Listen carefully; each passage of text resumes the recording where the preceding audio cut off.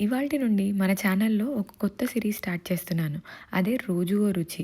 రోజు మా ఇంట్లో నేను చేసే టేస్టీ వంటల్ని ఒకటొకటిగా మీతో షేర్ చేసుకుంటాను. ఈ కొత్త సిరీస్‌లో మన ఫస్ట్ రెసిపీ తోటకూర మామిడికాయ పులుసు. ముందుగా మామిడికాయ ముక్కలు, పచ్చిమిరపకాయలు కలిపి ఉడకబెట్టుకోవాలి. ఇప్పుడు అందులోకి సన్నగా తరుక్కున్న తోటకూర కూడా వేసేసుకొని మూత పెట్టి ఉడికిచ్చేసుకోండి. ఇలా ఉడికిన తోటకూర మామిడికాయలోకి ఉప్పు, పసుపు కూడా వేసుకొని బాగా కలుపుకోండి. ఆ తర్వాత ఈ పులుసుకి టేస్ట్ పడాలంటే ఈ పొడి వేయాల్సిందే. మూకుట్లో చూపించినట్టు ఎండుమిరపకాయలు, ఒక స్పూన్ ఆవాలు, ఓ పావు స్పూన్ మెంతులు వేసుకొని బాగా వేగాక అందులోకి ఇంగువ కూడా వేసేసి మిక్సర్లో కచ్చాబచ్చాగా గ్రైండ్ చేసేసుకోండి. మరుగుతున్న పులుసులోకి ఈ పొడి, కాస్త ఇంగువ, ఒక్క స్పూన్ గోధుమ పిండిలో కాస్త చెంచాడు నీళ్లు పోసేసి అది కూడా పులుసులో వేస్తే కాస్త పులుసు దగ్గర పడుతుంది.